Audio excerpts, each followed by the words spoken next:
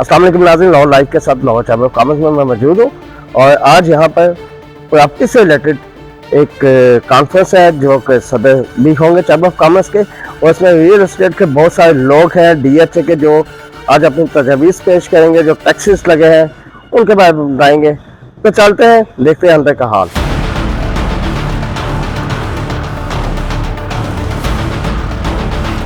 इस वक्त हमारे साथ असद मिर्जा साहब मौजूद है जो लाइन ऑफ ग्रुप इंडस्ट्रीज से। अस्सलाम वालेकुम असद भाई, कैसे हैं आप? ठीक ठाक। असद भाई, आपका जो एजेंडा था चैम्बर ऑफ कॉमर्स में प्रॉपर्टी से रिलेटेड क्या मुश्किलात आवाम के लिए? जैसा आपको पता है कि ये 10 जून को जो ये बजट आया है, इसके अंदर जो हमारे जो बजट है वो जो रियल एस्टेट सेक्टर और कंस्ट्रक्शन सेक्टर है, इसके लिए उन्होंने अनफेयर अनकॉन्स्टिट्यूशनल हमारे पे टैक्सेस इम्पोज कर दिए हैं। मतलब आप 114C मतलब है कि FBR ने जो है ना हमारी रियल एस्टेट इंडस्ट्री को ख़त्म करने का जो प्लान किया हुआ है, हम उसको नहीं होने देंगे।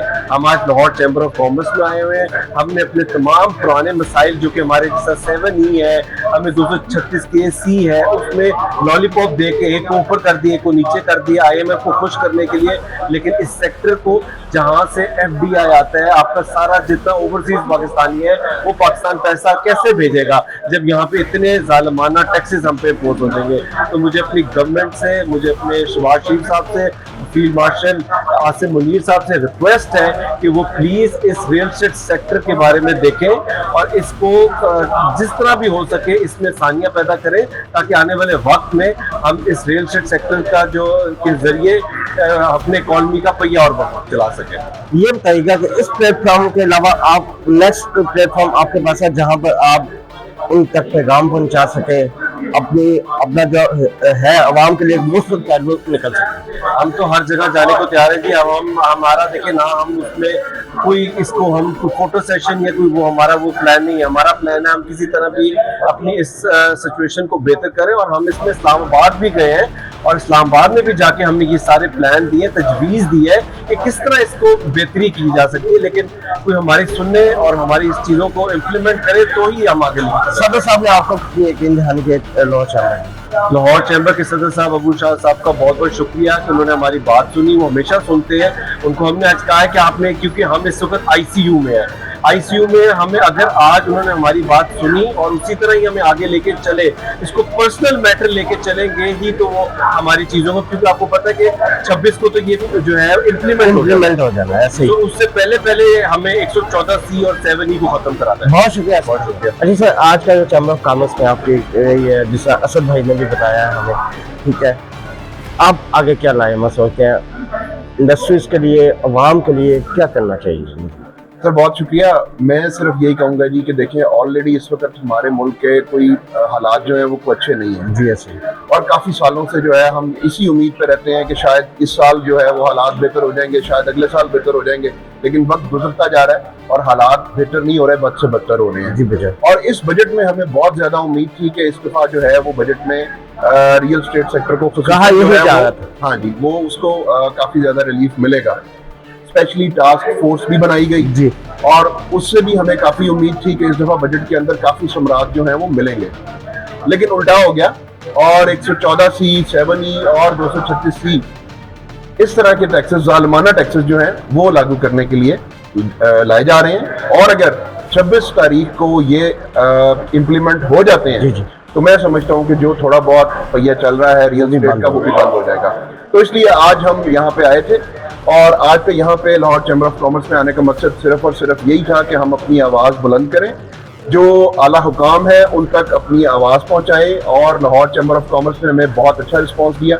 जो प्रेसिडेंट मियाँ अबूजर शाद साहब हैं वो ऑलरेडी इन सारी चीज़ों को उन्होंने टेकअप किया हुआ है और उन्होंने भी यही हमें यकीन दहानी कराई है कि इंशाल्लाह वो मज़ीद जो है आगे बात करेंगे इन टैक्सेस के लिए, ताकि हमें ये रिलीफ मिले और रियल एस्टेट सेक्टर जो है उसका पहिया चल सके पूरे पाकिस्तान के लिए। इंशाल्लाह बेहतर होगा। इस टाइम हमारे साथ आतिफ इकबाल साहब मौजूद है जो Lahore chamber of commerce. Sir, आप बताइएगा कि आज का जो एजेंडा था आपका एसोसिएशन था, उसके बारे में कुछ। आज हमारा यहाँ लाहौर चैम्बर में आने का मकसद यही था कि हम अपने अरबाब इख्तियार को ये एहसास दिलवाएं कि रियल एस्टेट इंडस्ट्री जो है वो पूरी दुनिया के अंदर इस वक्त उसमें रिलैक्सेशन दी जा रही है और हर मुल्क जो आपको वेलकम कर रहा है कि आप आएँ हमारे मुल्क में इन्वेस्ट करें, यहाँ की नेशनैलिटी रहें, यहाँ आके हमारे पास रहें। जबकि पाकिस्तान में हम बिल्कुल इसके मुखालिफ चल रहे हैं।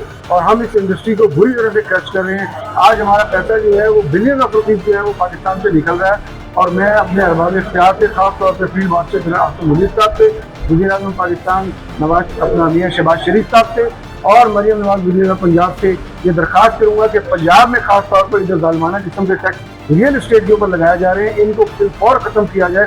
और FBR चेयरमैन से भी मेरी ये गुजारिश ये है कि अगर आप नहीं समझ पा रहे तो आप हमारे जो लोग हैं, नुमाइंदे हैं, इनसे आके बात करें। हम आपको समझाएंगे कि रियल इस्टेट इंडस्ट्री के अंदर कौन से टैक्स हैं वो लगाए जाए और किस तरीके से इसको चलाया जा सकता है। आज पाकिस्तान में इस चीज़ की ज़रूरत है कि हम ओवरसीज पाकिस्तानियों को इस पर रिलैक्सेशन दें, ताकि हमारी फॉरेन डायरेक्ट इन्वेस्टमेंट जो है, फॉरेन एक्सचेंज जो है वो पाकिस्तान में है, ना कि हमारा सरमाया जो है वो इस वक्त पाकिस्तान से बाहर जा रहा है। वकाई भट्टी साहब इस समय हमारे साथ मौजूद है। वकाई भट्टी साहब, ये बताइएगा है प्रॉपर्टी से रिलेटेड जितने भी लोग हैं पाकिस्तान से ज्यादा UAE में जा रहे हैं, इसकी वजूहात क्या है ये बताइएगा। आज जो आपका मौक़िफ़ यहाँ पर है उसके बारे में थोड़ी सी रोशनी डालिए। देखिए जी, सबसे पहले तो बहुत शुक्रिया, आपने बात करने का मौका दिया है। आज यहाँ पे आने का मकसद सिर्फ ये था कि जो जालमाना टैक्सेस स्पेशली 114C, 7E तो खैर पहले से इम्प्लीमेंट है, और जो एक गवर्नमेंट ने हमें छोटा सा एक लॉलीपॉप दिया है कि गेन टैक्स जो है वो ज़्यादा कर दिया है और एडवांस टैक्स जो है कम कर दिया है। ये तो ऐसे ही हो गया कि कान इन्होंने इधर से छोड़ दिया है और दूसरी तरफ से पकड़ लिया है। जहाँ तक आपने सवाल किया कि इंडस्ट्रीज बाहर क्यों शिफ्ट हो गई है, इन्वेस्टर बाहर क्यों शिफ्ट हो गया है पाकिस्तान का। अब देखिए, जब मुश्किलात होंगी किसी भी फील्ड के अंदर, तो जिस बंदे ने इन्वेस्ट करना है पाकिस्तान के अंदर और रियल स्टेट के अंदर भी इन्वेस्ट करना चाहता है, तो वो अल्टरनेट देखेगा। उसको अल्टरनेट अगर दुबई जैसे अभी ऑप्शन दे रहा है कि आप यहाँ पे इन्वेस्ट करें प्लस आपको नेशनलिटी मिलती है, वो एक देखता है मुझे नेशनलिटी मिलेगी, अगर मैं अपने कारोबार को किसी और मुल्क के अंदर भी मूव करना चाहता हूँ तो मैं दुबई से ईजी एक्सेस है, मुझे वीजा की किसी भी आगे। अब जैसे US जैसा मुल्क है जो कि सुपर पावर है, वो आपको कह रहा है कि आप आगे यहाँ पे अपना बिजनेस करें, आप प्रॉपर्टी खरीदें, तो हम आपको गोल्डन वीजा देते हैं। तो अगर वो सोच रहे हैं इस बात के ऊपर, तो हम एक जो डेवलपिंग कंट्री है, ठीक है, हमें भी इस बात के ऊपर सोचना चाहिए कि ये कितना जरूरी है। रियल एस्टेट बैकबोन है किसी भी इकोनॉमी की, किसी भी कंट्री की, सबसे ज्यादा आपको रेवेन्यू जनरेट करके देता है। जहां तक आप बात करते हैं कि हम अपना टारगेट पूरा कर रहे हैं फाइलेंस का, अब टैक्स नेट में लोग आ रहे हैं, जो भी रियल एस्टेट का काम करता है हर बंदा टैक्स नेट के अंदर आज मौजूद है, वो टैक्स दे रहा है, ऑलरेडी मौजूद है, पॉसिबल ही नहीं है। नॉन फाइलर तो जब ट्रांसफर कराने जाएगा तो वो तो 15% टैक्स हो जाता है, वो तो अफोर्ड ही नहीं कर सकता। तो अब ये बातें जो है ये बहुत जरूरी है कि गवर्नमेंट इसके ऊपर होश के नाखुन ले कि हमारे बिजनेस को बंद करने का मकसद है कि वो अपनी इकोनॉमी को बंद करे। तो प्लीज़ हमारी रिक्वेस्ट है कि जिस तरह हम यहाँ पे आज आए हैं और अब्दुल्ला शाह साहब ने हमसे प्रॉमिस किया है कि वो तजवीज़ जो है, ये हमारी जो तजावीज़ है, हमारी जो डिमांड्स हैं वो ऐवान बाला तक पहुँच जाएंगे। तो प्लीज़ जब वो हमारी केस लेके आए आपके पास हमारी वकालत करें, तो प्लीज़ आप उनकी बातें सुने, हमारी तजावीज़ सुने और इसको प्लीज़ रिवर्स करें। बहुत शुक्रिया। कामरान साहब, आप बताइएगा, आपने भी बहुत अच्छा इंटरव्यू दिया, बहुत सी तजवीज़ बताई आने वाले वक्त में, और अब जब 26 डेट है उससे पहले आपको इम्प्लीमेंट होता हुआ नज़र आ रहा है। Thank you very much. आज हम यहाँ लाहौर चैम्बर ऑफ कॉमर्स में तशरीफ़ लाए हैं DHA से, और मुल्क को सही डायरेक्शन पर ले जाने के लिए अपनी तजावीज़ पेश की हैं हमने। देखें, घेरा तो गवर्नमेंट ने तंग करना था नॉन फाइलर के गिर्द, लेकिन ये बजट 2025-26 में घेरा तंग किया जा रहा है फाइलर्स का। वो कैसे? वो इस तरह से आप 114C इम्प्लीमेंट कर रहे हैं, मतलब जो बंदा पहले से फाइलर है और अपनी वेल्थ स्टेटमेंट जमा करवा रहा है, अपनी इनकम और अपने एक्सपेंसेस गवर्नमेंट के सामने जो है वो पेश कर रहा है क्लैरिटी के साथ, आप उनसे कह रहे हैं कि आपने कोई भी एक घर बनाना है, रोटी कपड़ा और मकान जो उसकी बेसिक एक बुनियाद है, एक ज़रूरत है, उसको पूरा करने के लिए आप उसे बोलते हैं कि आप FBR से एक सर्टिफिकेट लेकर आएँ। वो सर्टिफिकेट वैसा ही है जैसे आपको करैक्टर सर्टिफिकेट के बगैर किसी कॉलेज यूनिवर्सिटी में किसी वीज़ा का जो है वो एप्लीकेशन आप अप्रूवल के लिए नीचे भेज सकते हैं। इसी तरह से आप किसी भी किस्म की प्रॉपर्टी, एक छोटी सी कुटिया, एक घर, एक छत जो है वो अपने घर के बनाने के लिए बाय नहीं कर सकते without providing the certificate issued by the FBR। उससे क्या होगा? करप्शन का एक बाग खुलेगा। उससे क्या होगा? लोग तजस्सुस का शिकार होंगे, वो बाइंग छोड़ देंगे। उससे क्या होगा? मुल्क की 70 इंडस्ट्रियाँ नीचे जाएंगी जब प्लॉट के अंदर बाइंग नहीं होगी, सेलिंग नहीं होगी, मुल्क जो है वो नीचे चलता चला जाएगा।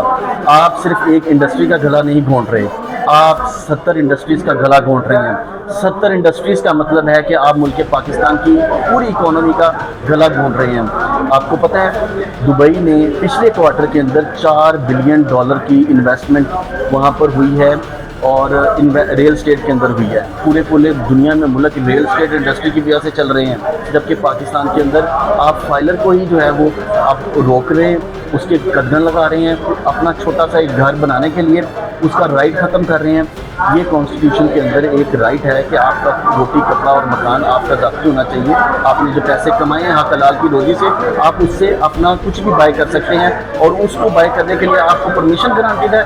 सो मैं ये समझता हूँ कि 114C अनकॉन्स्टिट्यूशनल है, कॉन्ट्राडिक्टरी टू कॉन्स्टिट्यूशन है और ये एट लेटर स्टेजेस ये कोर्ट्स के अंदर भी मामला जाएंगे और FBI जो है उन चीज़ों को हैंडल नहीं कर सकेगा। FBI के ऊपर ऑलरेडी बहुत ज़्यादा लोड है, लिहाजा चीज़ों को सिंप्लीफाई रखें, क्लैरिटी के साथ रखें। जो फाइलर है उसको मौका देना चाहिए कि वो आगे अपने बच्चों का जो है वो घर बना सके। इसके साथ साथ मैं समझता हूँ किसी बंदे ने बात नहीं की 4% रेंटल इनकम, उसके ऊपर जो है वो गवर्नमेंट और अहबाब इख्तियार को सोच विचार करनी चाहिए कि 4% रेंटल इनकम जो ऑलरेडी लोग रेंट ले रहे हैं, प्रॉपर्टी होल्ड कर रहे हैं, उनके ऊपर एक ये बहुत बड़ा जालमाना टैक्स है। इसकी वजह से कोई भी बंदा रेंटल इनकम की तरफ नहीं जाएगा, रेंटल बिल्डिंग्स नहीं बनाएगा, लोगों को रेंट पे घर नहीं मिलेंगे और लोगों की जो ज़रूरत है घर की और हाउसिंग की वो इस मुल्क के पाकिस्तान के अंदर पूरी होती हुई आने वाले वक्त में नज़र नहीं आ रही।